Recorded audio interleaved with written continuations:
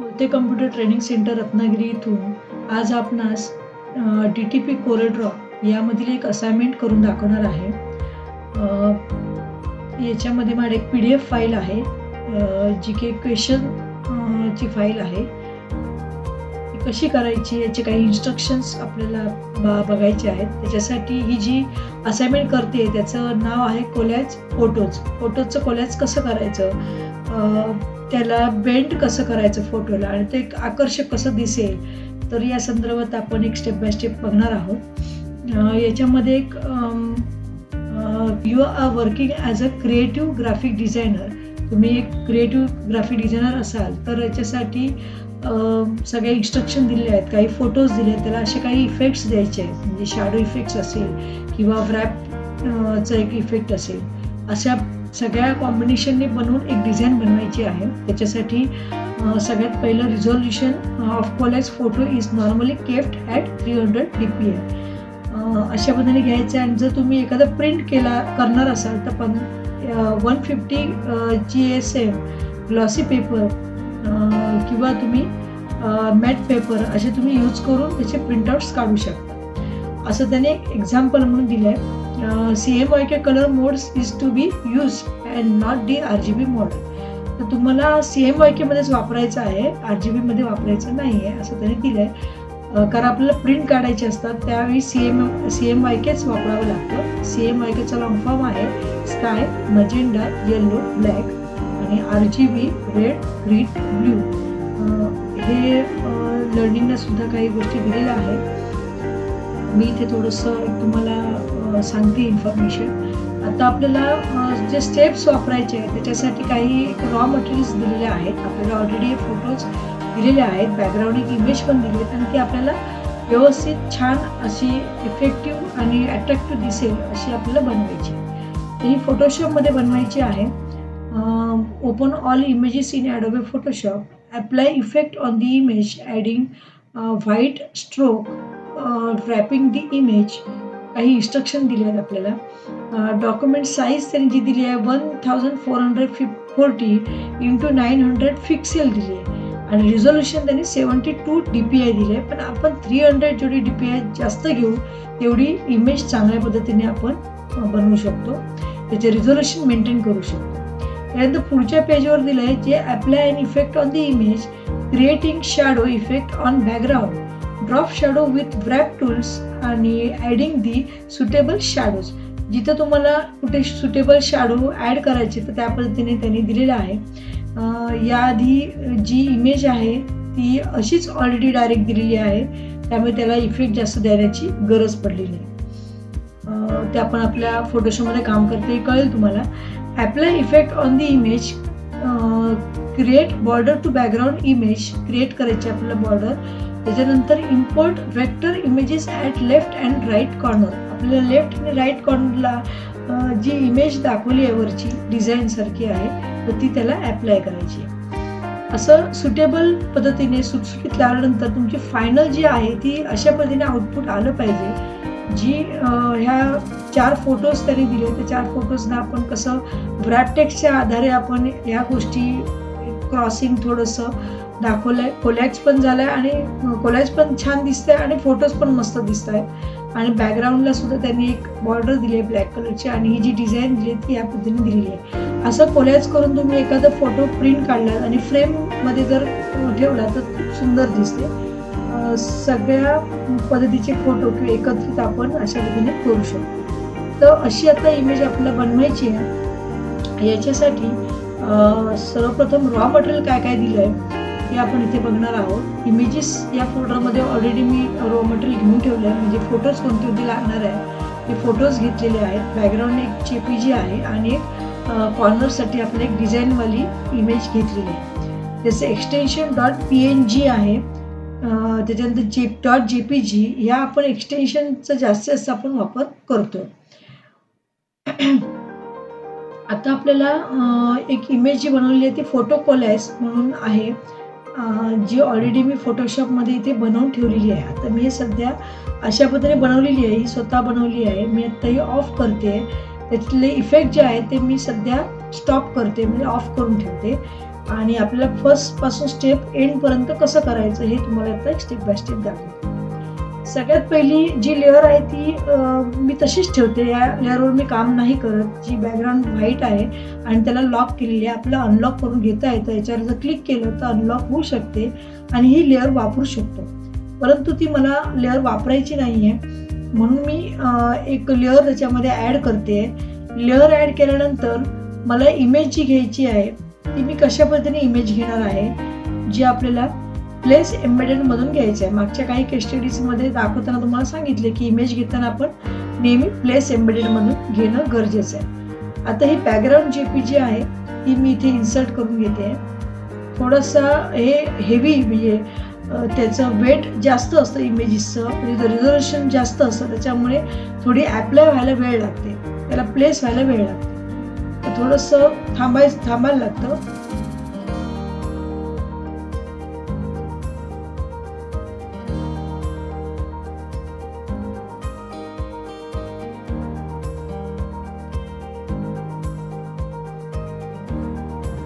Okay, अशा पद्धतीने ही apply झालेली दिसते. त्याला ऑलरेडी त्यांनी शॅडो किंवा इतर जे इफेक्ट आहे ते थोडे देऊन ठेवलेलेच आहेत ऑलरेडी. तर तशीच मी इमेज घेतली. याला जर द्यायचं असेल तुम्ही देऊ शकता. याच्यासाठी बाहेर आधी मी क्लिक करते, ती प्लेस केली. पूर्ण प्लेस केल्यानंतर आपल्याला जी द्यायची आहे ती इमेजमध्ये जाऊन ॲडजस्टमध्ये जाऊन तुम्ही ह्या गोष्टी पण करू शकता. जसं ब्राईटनेस हवं, कॉन्ट्रास्ट हवं, लेवल आहे, आपल्याला जो काही कलरमधला बॅलन्सिंग करायचा आहे तो आपण आपल्या हिशोबाने करू शकतो, जे आपल्या नजरेला अशी छान दिसेल. बॅकग्राऊंड आपल्याला खूप हायलाईट नाही करायचं आहे, थोडी डीप ठेवायची आहे, जेणेकरून ती थोडी त्याची जी ओपेसिटी आहे ती दिसली पण पाहिजे. म्हणजे 50% ओपेसिटी ठेवली आहे आणि इमेज आपल्याला पूर्ण डार्क पण करायची नाही, एक थोडी हलकी त्याला एक झलक दिलेली आहे. पण याच्यावरचे जे कोलॅज केलेले जे फोटोज आहेत ते आपल्याला जास्त हायलाईट करायचे. तर अशा पद्धतीने मी बॅकग्राऊंड इमेज घेतली आहे. त्याच्यानंतर जसं मी याच्यामध्ये ग्रुप बनवले आहेत, वेगवेगळ्या पद्धतीने मी इफेक्ट दिले आहेत आणि प्रत्येक याच्यामध्ये मी काय केली, इमेज बसवलेली आहे. आता याच्यामध्ये इमेज बसवताना मी काय केलं, जसं मी ही एक जी इमेज बसवली आहे, ही जी इमेज बसवली आहे ते मी ऑफ करते. एक एक आपण काय केलंय, इमेज त्याच्यामध्ये लावून घेतलंय. जसं हा एक फोटो घेतलाय, तर अशी मी इमेजेस एक एक लावून घेतली आणि मग त्याला कर्व दिलाय. पण ही इमेज लावताना आपण डायरेक्ट कर्व करू नये. याच्यासाठी काय अप्लाय करायचं हे मी तुम्हाला थोडं दाखवते. मी आता घेतलेली ही इमेज मी ऑन केली आहे. ओके, त्याच्यानंतर मला पुढची वरती एक लेअर मला घ्यायची आहे, जी आता सगळ्यात टॉपला मी बॅकग्राऊंड म्हणून इमेज घेतली होती.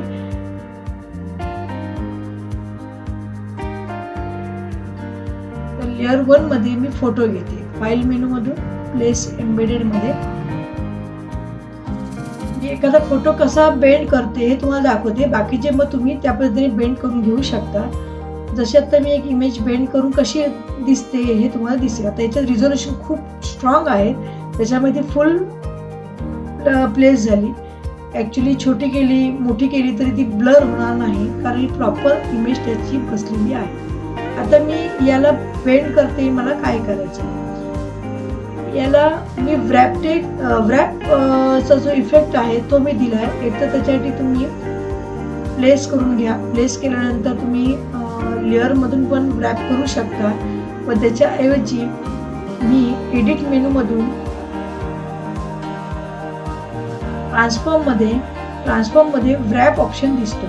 एडिट मेनू मधून ट्रान्सफॉर्म मध्ये व्रॅप टूल दिसतोय. व्रॅप टूलवर क्लिक केला त्याच्यानंतर ही जी मला ओढायची असेल, आता मी थोडंसं झूम करते म्हणजे तुम्हाला प्रत्येक त्याचे एज जे आहे ते दिसतील. मी आता झूम केल्यानंतर थोडंसं मला त्याला असं मुवमेंट द्यायची. आता बघा मुवमेंट दिल्यानंतर कसं दिसतं ते अशा पद्धतीने दिसेल. आता मी ही इमेज अशी दिसेल. आता याला मला बॉर्डर पण द्यायची आहे, तर मला बॉर्डर द्यायची असेल तर मी बॉर्डर देऊ शकते, अप्लाय करू शकते. पण नंतर बॉर्डर दिल्यानंतर काय इफेक्ट होतो ते आपण बघूया कसं दिसते. जे स्ट्रोक मध्ये आपल्याला बॉर्डर द्यायची आहे, तर ती कशी दिसेल बघा. दिसते अशा पद्धतीने दिसते. इथे टोक सारखं दिसत नाही, जसं आपल्याला इथे इमेज मध्ये दाखवलंय जसे हे टोक दिसलेलं आहे आणि त्याची जी बॉर्डर आहे ती सुद्धा प्रॉपर दिसते. इथे टोक दिलंय, इथे टोक जे ओढलेलं आहे की इथे टोक दिलेलं आहे, दुमडल्यासारखा जो इफेक्ट दाखवायचा आहे रॅप टूलने, तर तो प्रॉपर त्याच्यामध्ये दिसत नाही. तो अशा पद्धतीने दिसेल. टोक जे दिसते ते ह्या इंटरनल जो इमेज आहे त्याची ती बाजू दिसते. मग असे काय करायचं, मी आता हा इफेक्ट कॅन्सल करते, अंडू करते, Ctrl+Z, आणि इथे मी काय करते, एक पुन्हा लेअर अप्लाय करते. आता लेअर ही मला काय करायची आहे, या फोटोच्या बॅक साईडला ठेवायची आहे आणि बॉर्डर त्याच्यासाठी इन्सर्ट करायची आहे. पण बॉर्डर इन्सर्ट करताना मला एक टेक्स्ट बॉक्स घ्यायचा आहे. टेक्स्ट बॉक्सला मला बॉर्डर किंवा त्याला कलर तो तसा द्यायचा आहे. मला या इमेजला बॉर्डर द्यायची नाही, मला इथे क्रिएट करायचं आहे. जसं की मी आता अशा पद्धतीने मी क्रिएट केलं, दिसतंय. डायरेक्ट मी काय केलं, रेक्टँगल. जसं मी आता बेबीचा फोटो ऑफ केला तर तुम्हाला ही रेक्टँगल दिसेल. हा पूर्ण भरलेला रेक्टँगल आहे. त्याच्यावरती मी काय केलं, ही इमेज टाकली आणि मी त्याला बॉर्डर क्रिएट केली.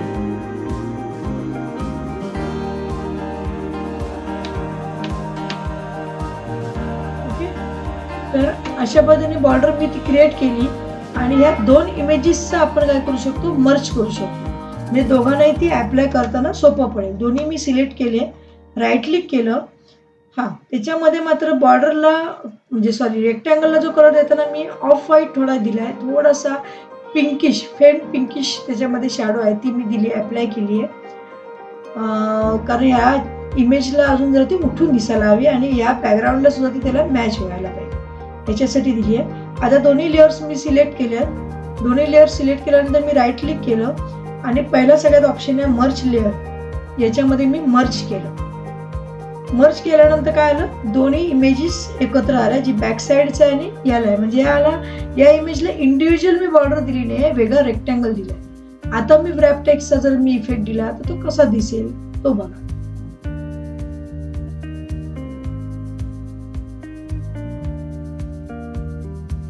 दिसतोय. आता त्याला बरोबर जे टोक हवंय त्या पद्धतीने अप्लाय होतोय आणि त्यापर्यंत दुमडल्यावर छान दिसतंय. म्हणजे ते प्रॉपर दिसतोय की आपण ते एखादं पेज थोडंसं हलकसं दुमडलंय. तसं तुम्हाला त्याचं कमी अधिक करायचं आहे ते अशा पद्धतीने तुम्ही करू शकता. त्याचा टोक दिसायला हवं असेल तर थोडंसं पुश केलं आणि अशी इमेज दाखवली तर तुम्हाला अशा पद्धतीने बघू शकता. तर अशा पद्धतीने तुम्ही त्याचा कोलॅज करू शकता. बाहेर मी क्लिक केलं आणि हे अशा पद्धतीने इमेज बनवली. याला तुम्हाला शॅडो द्यायची आहे तर याच्यावर डबल क्लिक करा. डबल क्लिक केल्यानंतर ब्लेंड ऑप्शन येईल, ब्लेंडिंग ऑप्शन किंवा लेअर स्टाईल म्हणून ऑप्शन येईल. याच्यामध्ये मी ड्रॉप शॅडो करते. ड्रॉप शॅडो केल्या अप्लाय होतं. तुम्हाला इथे बॅक साईडला इथे थोडंसं झलक दिसते बॉर्डरची. अजून तुम्हाला त्याच्यामध्ये काही साईज कमी अधिक करायची असेल, दिसते का कमी अधिक करताना दिसते. भरपूर मोठी करत नाही मी, त्याला थोडी हलकीशी आपल्याला द्यायची आहे. तर अशा पद्धतीने आपण देऊ शकतो. तर अशी तुमची इमेज तुम्ही मग त्या पद्धतीने ती मी थोडीशी इमेज करते, मायनस करते आणि हँडशेप जो आहे त्याने मी थोडीशी वर घेतली इमेज.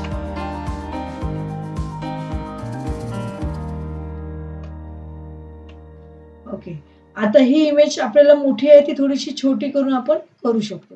तुम्हाला थोडीशी तिरकस करायची आहे किंवा अशी ठेवायची आहे त्या पद्धतीने त्याने जसं दिलंय तर तशा पद्धतीने तुम्ही करू शकता. ही जशी त्यांनी इमेज दिली आहे एकावर एक तरी लेअर केली. आता पहिली सगळ्यात लेअर कुठली ही आहे, त्याच्यावरती ही लेअर आहे, पण याच्या खाली पहिली ही लेअर आहे. म्हणजे सगळ्यात पहिली लेअर ही बनवावी लागेल, त्याच्यावर ही आणि त्याच्यावर ही, आणि ही तुमची साईडलाच लेअर आहे. त्यामुळे ती काय 4 नंबर किंवा 1st नंबरला असली तरी चालेल.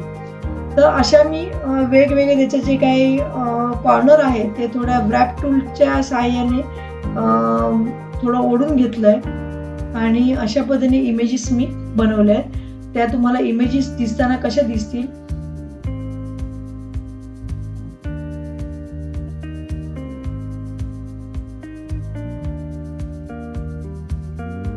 त्या अशा पद्धतीने इमेजेस दिसतील, ज्याच्यामध्ये मी एक तुम्हाला दाखवते मी ते कसं केलंय.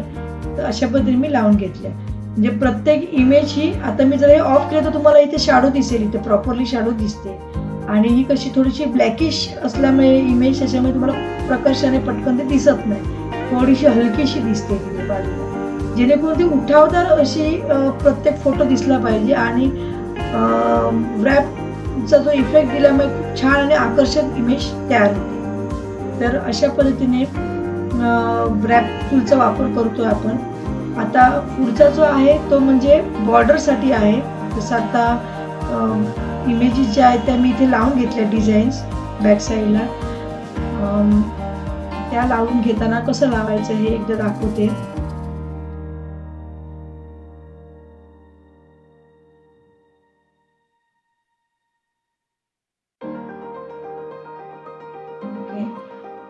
याच्यामध्ये जसं तर मी एक फोटो आज असा घेतलाय, आता मला परत एक न्यू लेअर घ्यावी लागेल. न्यू लेअर घेतल्यानंतर ज्या मगाच्या कॉर्नर्स होत्या त्या कॉर्नर्ससाठी मला ह्या इमेजला बॉर्डर द्यावी लागेल. बॉर्डरसाठी मी याच्यावर डबल क्लिक केलं, ब्लेंड ऑप्शन घेतला आणि इथे स्ट्रोक या ऑप्शनवर मी क्लिक केलं. आता स्ट्रोक मला कुठल्या कलरचा हवा, ब्लॅक कलरचा हवा. मी ब्लॅक कलर सिलेक्ट केला आणि त्याची साईज वाढवली. ओके, साईज वाढवली, डायरेक्ट त्याला अप्लाय झाला. आता मला जी मी लेअर घेतली आहे त्या लेअरवरती मला प्लेस करायची इमेज, कुठली डिझाईन जी आता आपण ही घेतलेली आहे तर ती त्याची पण रिझोल्युशन खूप स्ट्रॉंग आहे, चांगली आहे. किती ताणली तरी ती ब्लर होणार नाही. जसं आता मी याला काय केलं, रोटेट केलं. इथून तुम्ही बाजूच्या कॉर्नरचा थोडासा कर्सर मागे घेतला की तुम्हाला कॉर्नरसाठी एक राऊंडेड ॲरो दिसतील, म्हणजे तुम्हाला रोटेट करायची आहे. जवळ घेतल्या तर 2 हेडेड दिसतील, थोडंसं लांब घेतलं तर तुम्हाला जशी फिरवायची आहे तशी तुम्ही फिरवून घेऊ शकता. तर अशा पद्धतीने मी इमेज इथे लावली आहे. थोडी मला छोटी करते कारण मला फोटोज पण दिसले पाहिजे. परत याच लेअरला मी काय करते, डुप्लिकेट करते लेअर. जसं मी इथे प्लस चिन्हाला आणून सोडलं की तीच लेअर माझी डुप्लिकेट होईल, तीच मी सरकवून घेते आणि इथे मी फ्लिप करते.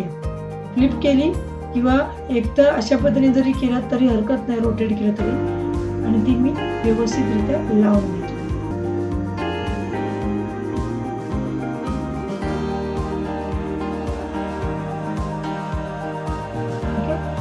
अशा पद्धतीने लावून घेतली आणि त्यानंतर आपली इमेज फायनल तयार झाली. आणि आता बाकीच्या कोलॅप्सचे ज्या ऑप्शन्स आहेत, कोलॅप्स करून घेतलेले जे काही इमेजेस आहेत ते तुम्ही प्रॉपरली अशा पद्धतीने फायनल दिसेल.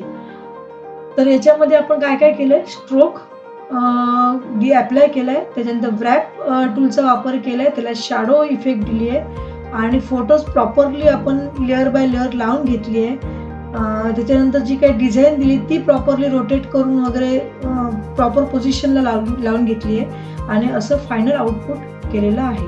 खूप छान दिसतं. असे तुम्ही वेगवेगळे फोटोजचं कोलॅप्स करून एक फ्रेम बनवू शकता. असे काही मी वेगवेगळे जे केस स्टडीज बनवते आहे, मला आउटपुट दाखवते आहे. तर या पद्धतीने तुम्ही नक्कीच बनवाल आणि नक्कीच मी आता जे दाखवलं आहे त्या व्हिडिओच्या माध्यमातून त्याची तुम्हाला नक्कीच हेल्प होईल. तसेच अजून पुढे काही मी केस स्टडीज बनवत जाते, त्या पद्धतीने तुम्ही बघू शकता. सर्च करताना DTP कोरल ड्रॉ किंवा कोणते कम्प्युटर DTP कोरल ड्रॉ अशा नावाने सर्च केलं तर तुम्हाला यूट्यूबवर बाकीचे सुद्धा व्हिडिओज बघता येतील आणि नवनवीन क्रिएटिव्हिटीज करत जाल. तुर्तास थँक्यू.